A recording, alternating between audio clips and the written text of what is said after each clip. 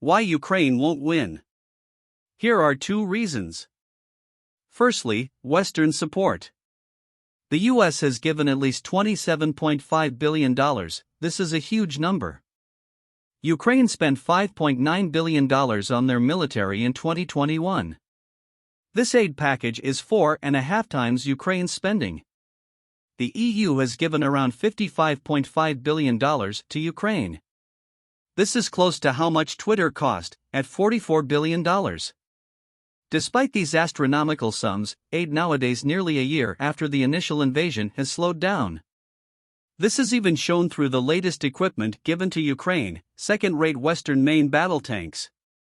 This includes Challenger 2s, Leopard 2s, and some Abrams. They are bad. The Abrams are from the 80s, they are older than Ukraine as a country. The West has pledged to send some decent equipment, i.e., HIMARS.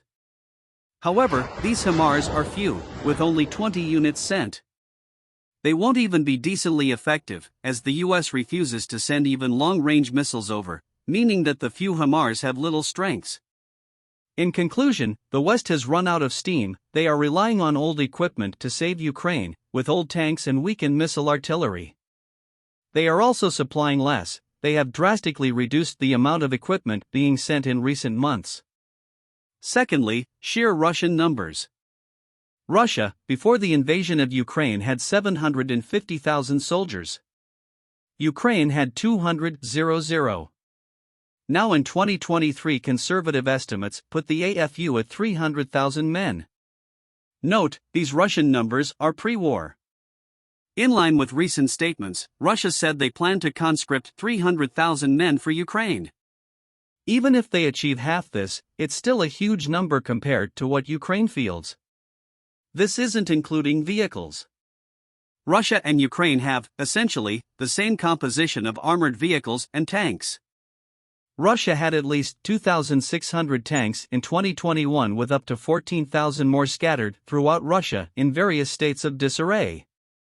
Ukraine had 6,500 tanks in total, with their operational number unknown. These are in fact tanks. To keep in mind, they've been proven to be quite ineffective through the invasion. Once again, Russia has around 11,200 armored vehicles excluding tanks. This is a large amount compared to what Ukraine fields, with 3,000.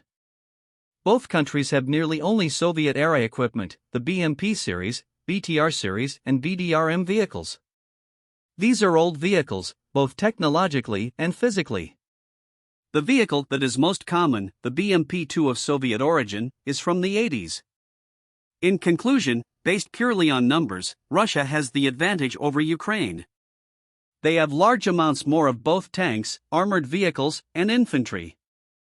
This means that if war were to continue, then Russia would simply win. So that's it. Why Ukraine can't win. Please like and sub.